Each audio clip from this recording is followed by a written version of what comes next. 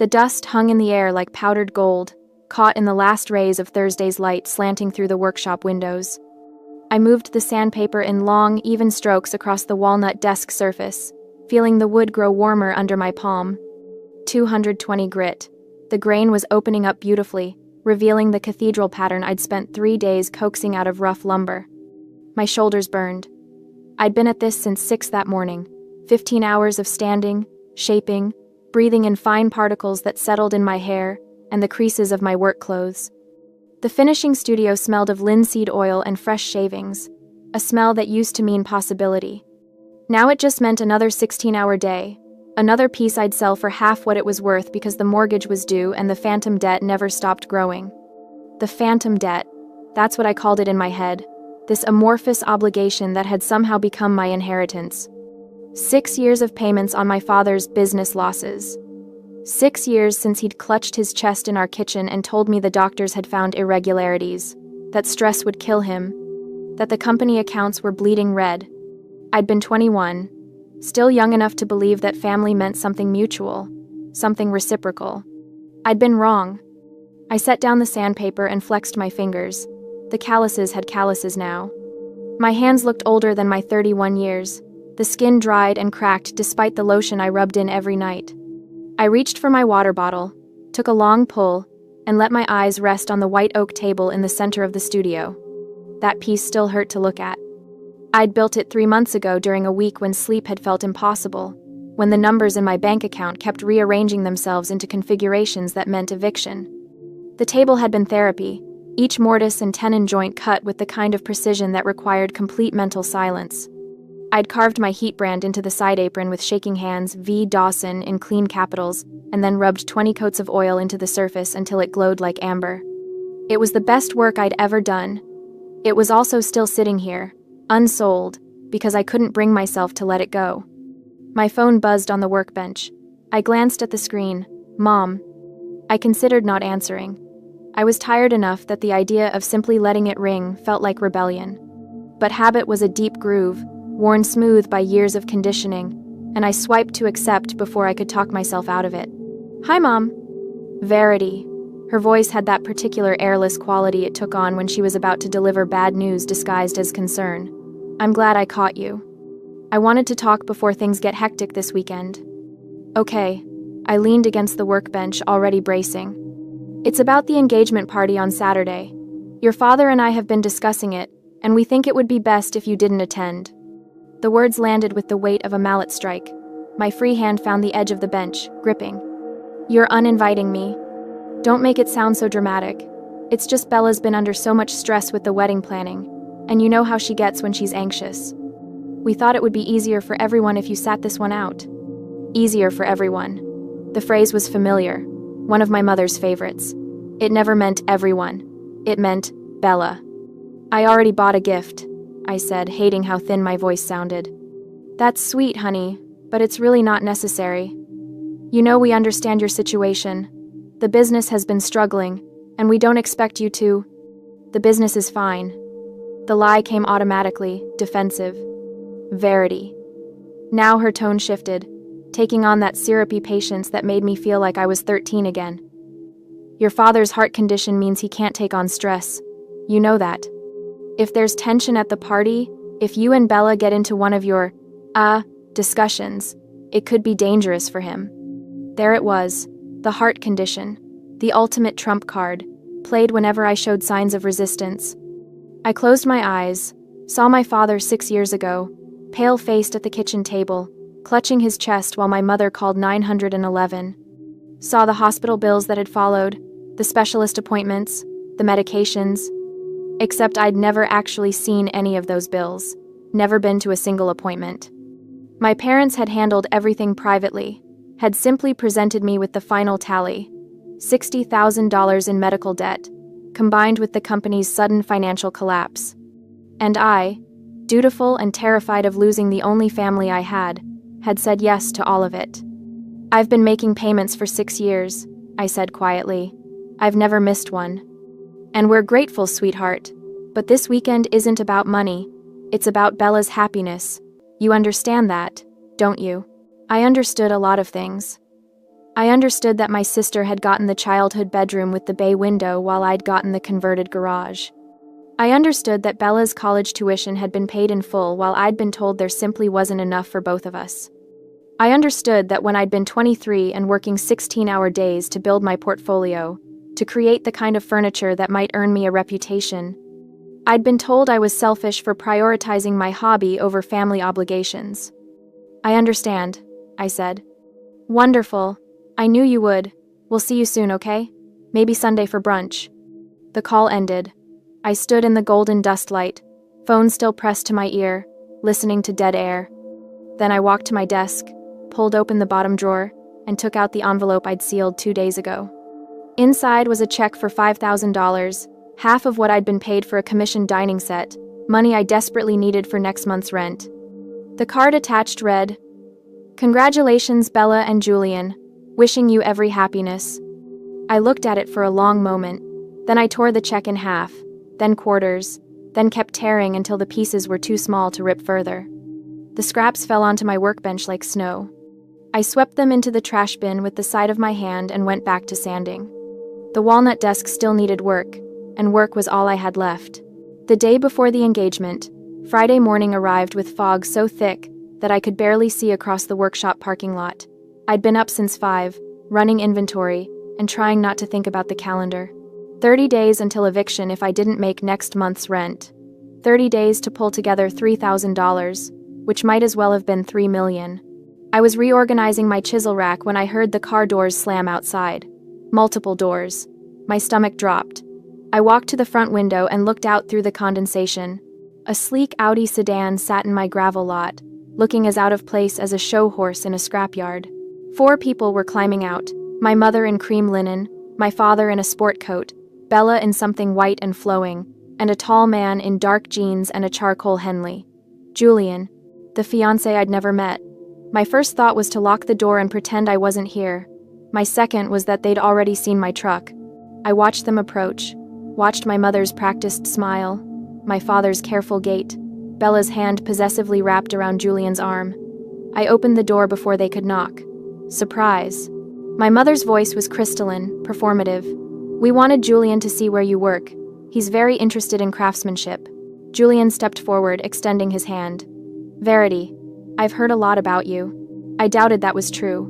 But his handshake was firm, his eye contact direct.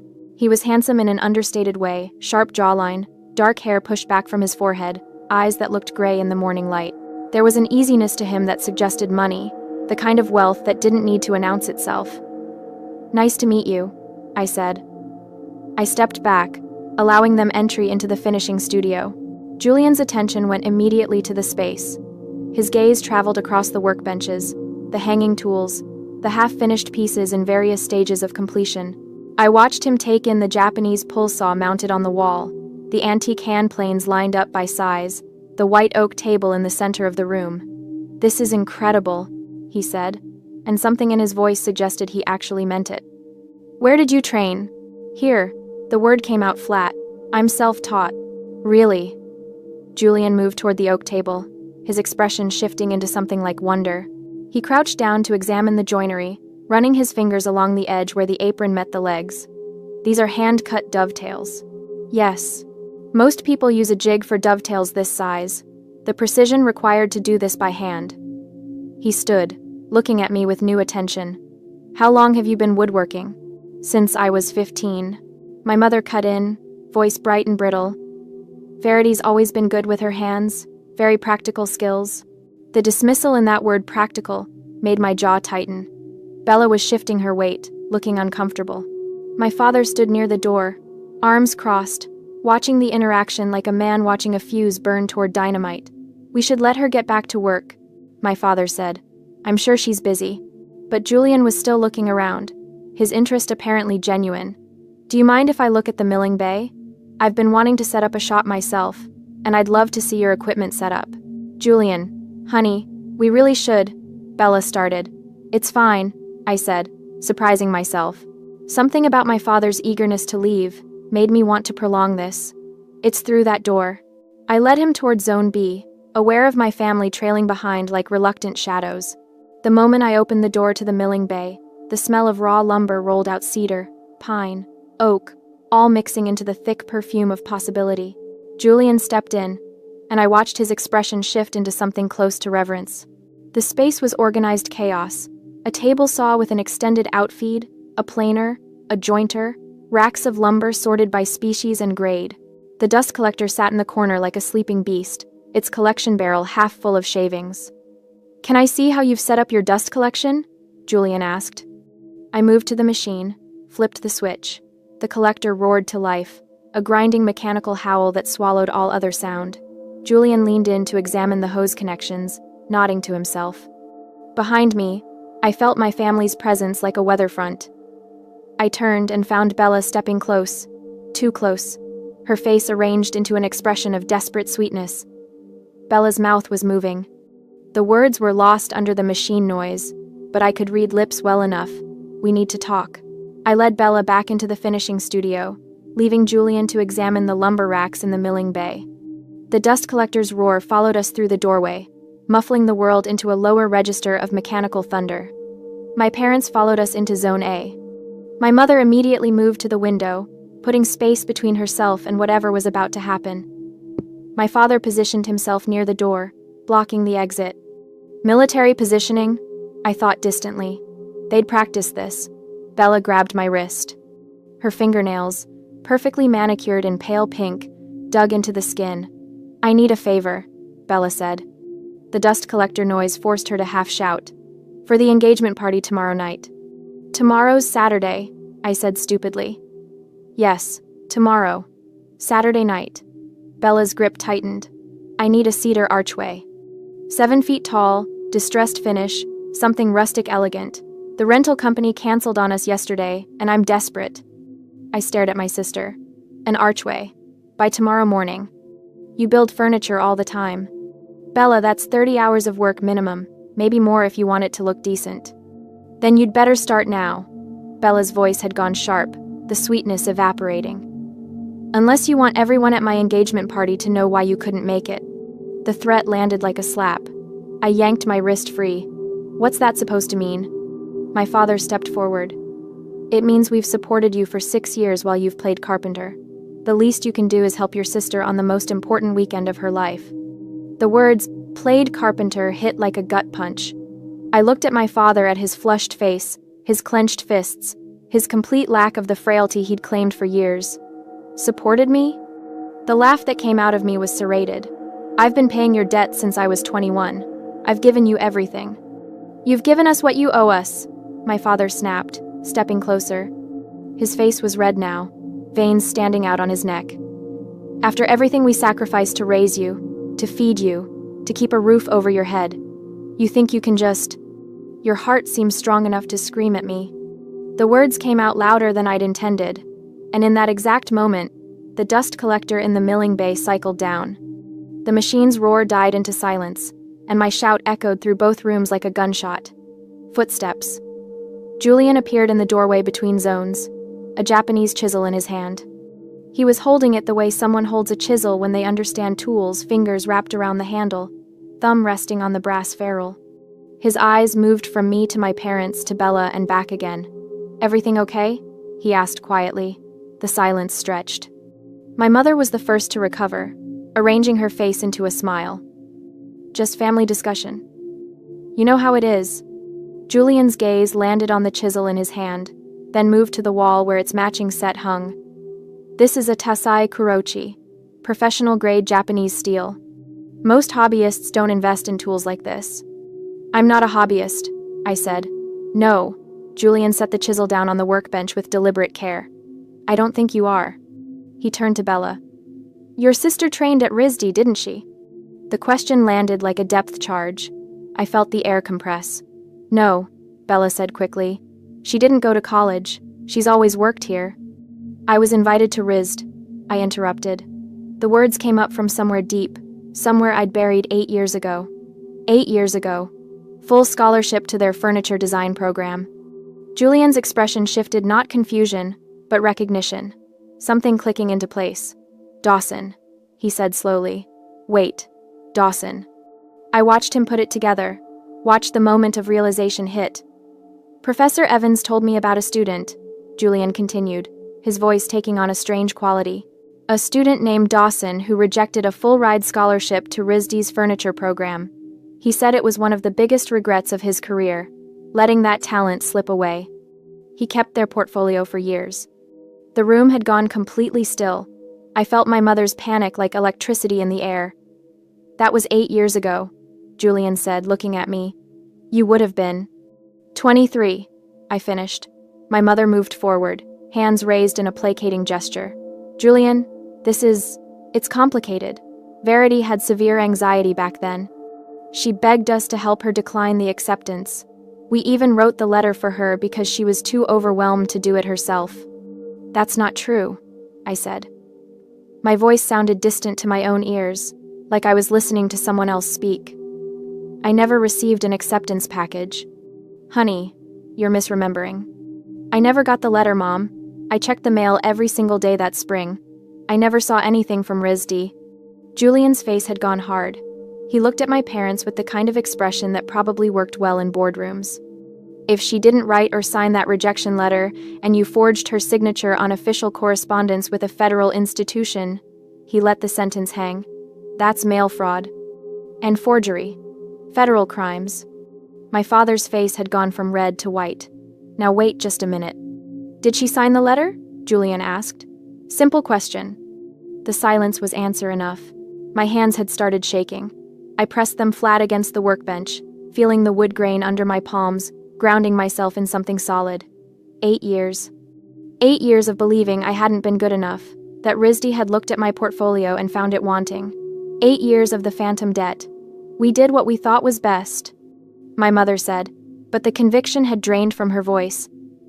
Verity was so young, and the program was so far away.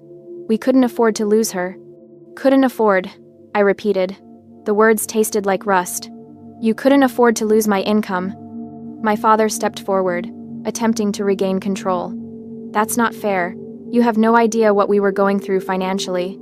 The heart condition, I said flatly. The one that required $60,000 in treatment. When exactly was that diagnosed, Dad? I watched him hesitate, saw the calculation happening behind his eyes. 6 years ago, my mother supplied. You know that. We've been over this. What hospital? I asked. What cardiologist? Another hesitation. Too long. Julian was watching this unfold with the attention of someone who'd grown up learning to read boardroom dynamics.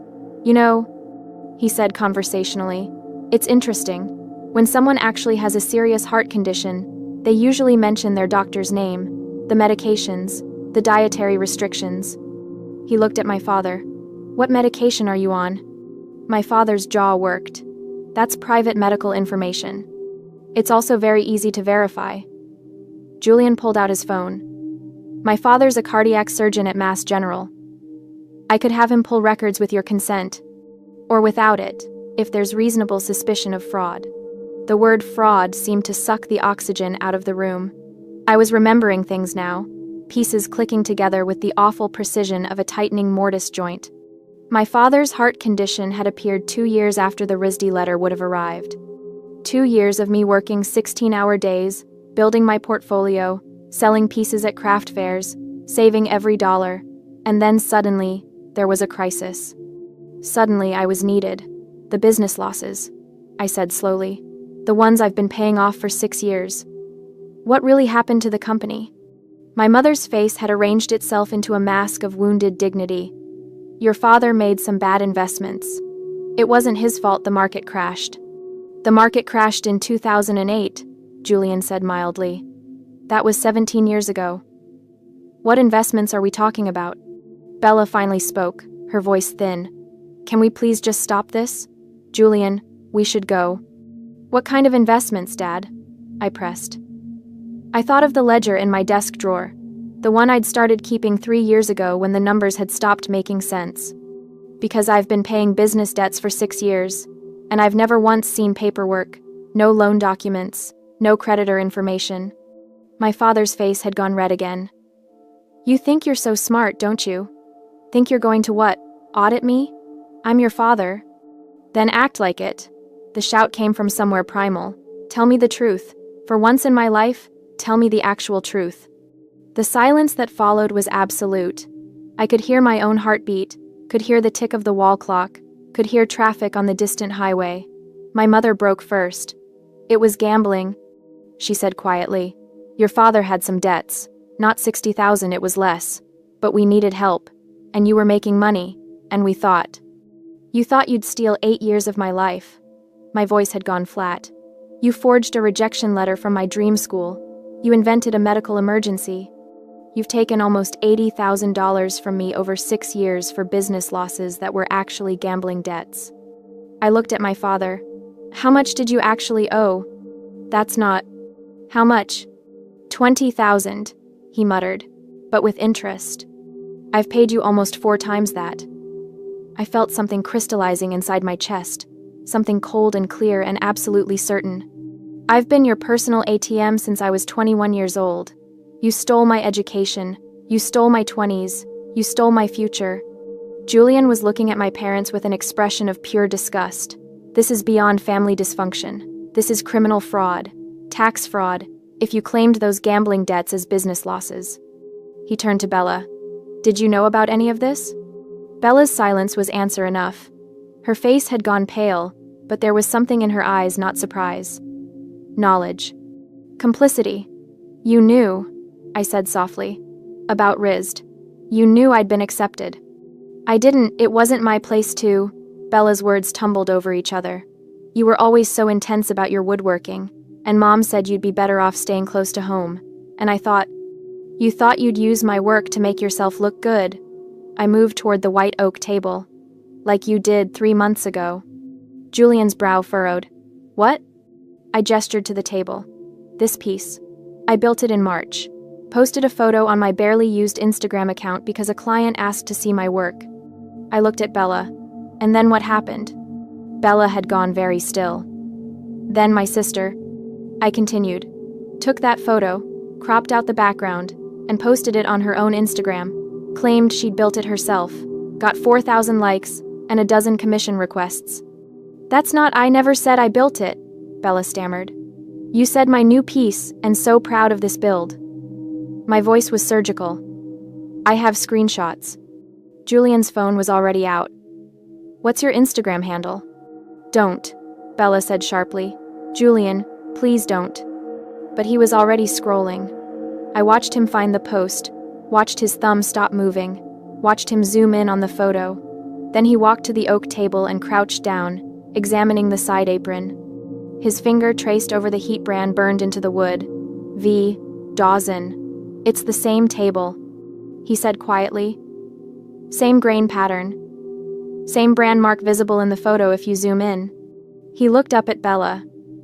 "You claimed credit for your sister's work. That's intellectual property theft." "It was just a photo," Bella tried. "It was copyright infringement and fraud." Julian stood.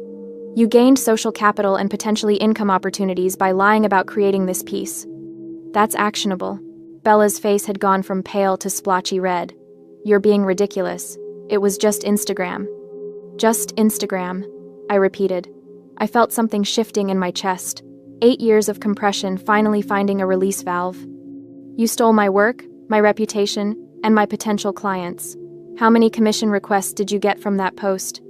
"I didn't accept any of them." "How many, Bella?" 15, Bella whispered. 15 potential clients. 15 opportunities that could have changed everything, could have paid rent, could have bought supplies, could have built the financial security I'd been drowning without for years. Julian was still examining the table, his jaw tight. "This is museum-quality work. The joinery alone." He stopped, straightened. "You know what? I'm done." He turned to Bella. "I need to think about some things." Panic flashed across Bella's face. "Julian, no, please, this is just its family drama. It doesn't have anything to do with us." "You lied about building this table. What else have you lied about?" "Nothing, I swear." But Bella's mother was moving now, her composure cracking. "This is your fault," she hissed at me. "You couldn't just let things be. You had to ruin everything." "I ruined everything?" I felt the words come up from somewhere volcanic. "You forged documents. You stole $80,000. You destroyed my future. And you want to blame me? My father stepped forward, and for a moment I thought he might actually hit me. His hand was raised, face contorted, and I found myself stepping back instinctively. Julian moved between us so fast it seemed like teleportation. Touch her and I'll have you arrested. This is my property. Actually, I said, my voice suddenly calm, it's not.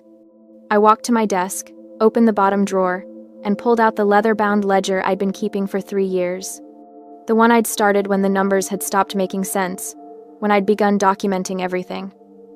3 years ago, I said, opening the ledger, I started tracking every payment I made to you, every business debt installment, every emergency check.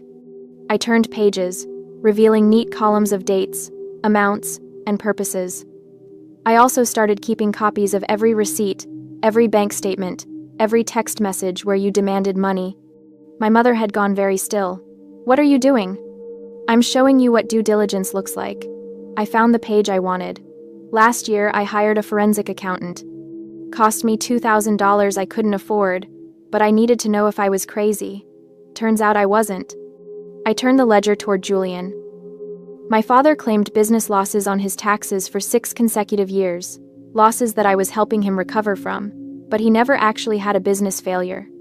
He reported the gambling debts as business losses, which is tax fraud, and the money I gave him? He never reported that as income, more tax fraud. Julian took the ledger, his expression hardening as he scanned the pages. These are federal crimes, multiple counts. I know. I pulled out another document, this one in a plastic sleeve. I also had a real estate attorney look into something that's been bothering me. The workshop this building was purchased by my grandfather 30 years ago. When he died 15 years ago, he left it to me in his will. I was 16. My parents had gone completely silent. But I never saw that will. I continued. My parents told me Grandpa had left everything to them, and I believed it. Why wouldn't I? I was a kid. I held up the document. This is the title deed. My name has been on it for 15 years, and the property taxes I've been paying on this building, the ones you told me were for business expenses, those were my property taxes, on my building. My mother's hands were shaking. You can't? I can. I felt the years of exhaustion crystallizing into something diamond hard. I own this building. I own the business. And the house you're living in? The one with the mortgage I've been paying half of for 6 years? I called the bank. You're 3 months behind on payments. You're in default. You had no right, my father started. I had every right. I've been paying your mortgage. I closed the ledger. So here's what's going to happen. The house goes on the market tomorrow. You have 30 days to find somewhere else to live. The workshop stays with me. And every dollar you've taken from me over the past 6 years gets reported to the IRS as unreported income. Good luck explaining that. My father lunged. Not at me at the table, or more specifically, at the can of paint thinner sitting on the edge of the workbench, left there from yesterday's finishing work. But Bella was faster. She grabbed the can, her face twisted with desperation, and swung it toward the white oak table toward the side apron, where the V. Dawson brand marked my work. If I can't have it, Bella started. I moved without thinking. I threw myself between my sister and the table, arms out, and felt the chemical splash across my chest. The paint thinner soaked through my flannel shirt instantly, the harsh solvent smell overwhelming, and then the burning started. Shit. I ripped the flannel off, buttons scattering across the floor, and hurled the soaked shirt into the metal waste bin. I stood there in my undershirt, breathing hard, feeling the chemical evaporating off my skin. The burn was superficial. I'd caught it fast enough, but my hands were shaking with adrenaline. Julian had grabbed Bella's wrist, forcing her to drop the paint thinner can. It hit the concrete floor with a clang, chemical pooling. That's assault, he said quietly, an attempted destruction of evidence. He was holding Bella and stepped back, looking at her like he'd never seen her before. Then he twisted the engagement ring off her finger, a simple platinum band, and set it on the workbench next to the ledger. She tried to resist, but he was stronger. Keep it, he told me. Collateral for the damages. Have your lawyer send me the full accounting. Then he walked toward the bay door and out into the morning fog. For a moment, nobody moved. I stood in my undershirt, breathing hard, smelling of paint thinner. Bella stared at the door where Julian had disappeared. My parents looked at each other, and I saw the first real fear cross their faces. "Get out," I said. "Get out of my workshop and don't come back." My mother opened her mouth, closed it. Then she grabbed her purse and walked out. My father followed, silent for once. Bella lingered for a moment, something complicated crossing her face. Regret, maybe. Or just the realization that she'd lost something she couldn't get back. Then she turned and left too. I stood alone in the finishing studio, surrounded by sawdust and half-built dreams, and the white oak table that had somehow become evidence in the trial of my own life. I looked at the ring on the workbench. Platinum. Simple. Probably worth 3 months of rent. Then I picked it up and tucked it into the ledger's back pocket, where it would be safe until I figured out what to do next. I spent the rest of Friday cleaning. Not productive work, just cleaning. I mopped up the spilled paint thinner, threw out the ruined flannel shirt, reorganized tools that didn't need reorganizing. Muscle memory work that let my brain process everything that had just exploded across my life. Around 4 o'clock, I heard a car door outside. My first instinct was panic, my family coming back, more confrontation. But when I looked out the window, I saw Julian leaning against his Audi. He'd stayed, or come back. Either way, he was waiting. I walked out into the afternoon light. The fog had burned off, leaving one of those crystalline autumn days that made everything look sharp-edged and possible. "I wanted to make sure they actually left," Julian said when I approached. "I've been parked at the coffee shop down the road. Saw them drive away about an hour ago." I nodded, not quite trusting my voice. "I also wanted to apologize," he continued. "I had no idea about any of that. If I had known what your family—" He stopped, shook his head. "That's not quite true. I should have known. There were signs, but I chose not to see them." "That's normal," I said quietly. "It's easier not to see." Julian looked at the workshop, at the weathered sign above the door that read, "Dawson Woodworks." The table in there, the white oak one.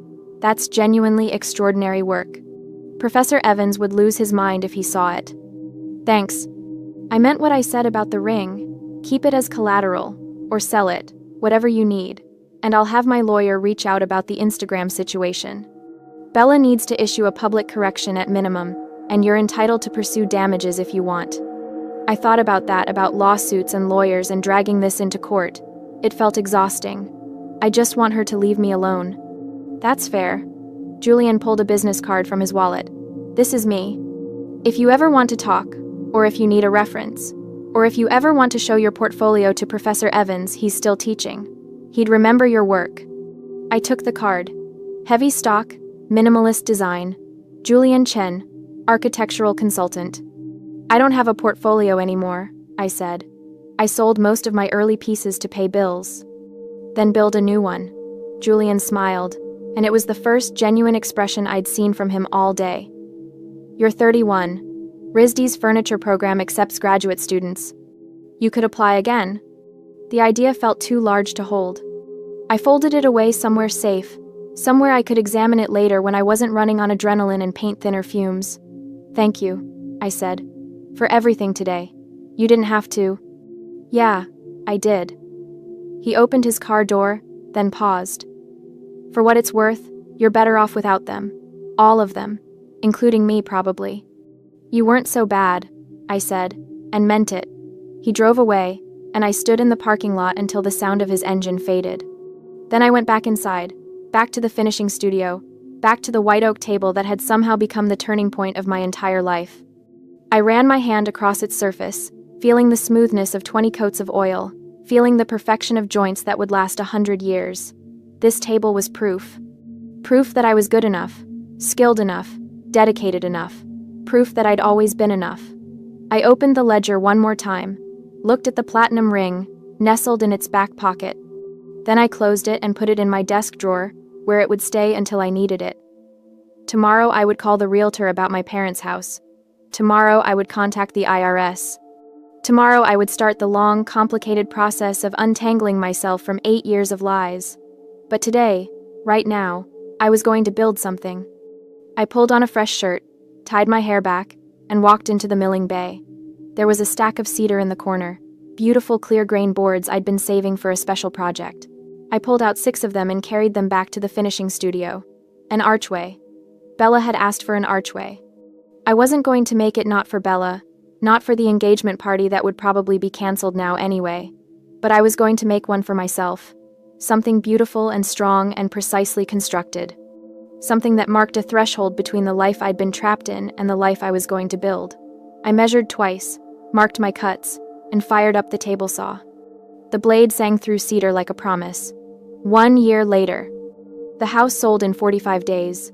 I never went inside again, just signed the papers and watched my parents pack up in stony silence. They moved to a smaller place across town, and I heard through distant relatives that my father had gotten a job at a hardware store. My mother didn't speak to me anymore. Bella's engagement had ended, unsurprisingly, and she'd moved to Portland. I didn't miss any of them. I'd used the money from the ring, $12,000 at the jeweler's, to buy 6 months of financial breathing room. Then I'd taken Julian's advice and emailed Professor Evans at RISD. He'd remembered my name immediately, had asked to see my current work. I'd sent photos of the white oak table. He'd called me 20 minutes later. Now I pulled my truck into the workshop parking lot and saw Julian's Audi already there. We'd stayed in touch over the past year, tentative at first, then more regularly. He'd become a friend, then a collaborator. He had architectural clients who needed custom furniture. I had the skills to make it. It was a good partnership. Clean, equitable. Built on mutual respect rather than family obligation. Julian was waiting by the bay door, holding 2 cups of coffee. Morning. I brought the plans for the Beacon Hill project. Let me see. I took the coffee and the rolled blueprints, spreading them on my workbench. A built-in bookshelf system, 8 feet tall, white oak and walnut. Complex joinery. Exactly my kind of challenge. Timelines flexible, Julian said. Client wants quality over speed. That's my favorite kind of client. We spent an hour going over specifications, discussing wood selection, debating finish options. It was the kind of conversation I used to dream about having, technical, creative, between equals.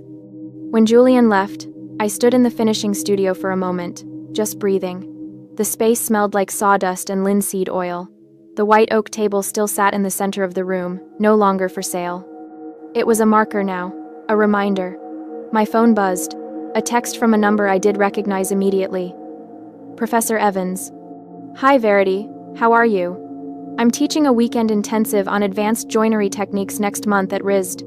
Would you consider being a guest instructor? We could discuss graduate program options while you're here. I read it twice. Then I typed back, I'd be honored. Before leaving for the day, I drove past the old house, my parents' former house. New owners had already painted it a different color, planted new shrubs, put up a basketball hoop in the driveway. It looked like a house where people were happy. I felt nothing looking at it. No grief, no anger, no nostalgia. Just the mild interest of someone observing a place they used to know. I turned the truck around and drove back toward the workshop, toward the life I was building board by board, joint by joint, piece by piece. I had a bookshelf to design, a class to prepare for, a future to construct, and for the first time in 8 years, I had something I'd thought was lost forever. I had my time back, my skills, my name. I had myself.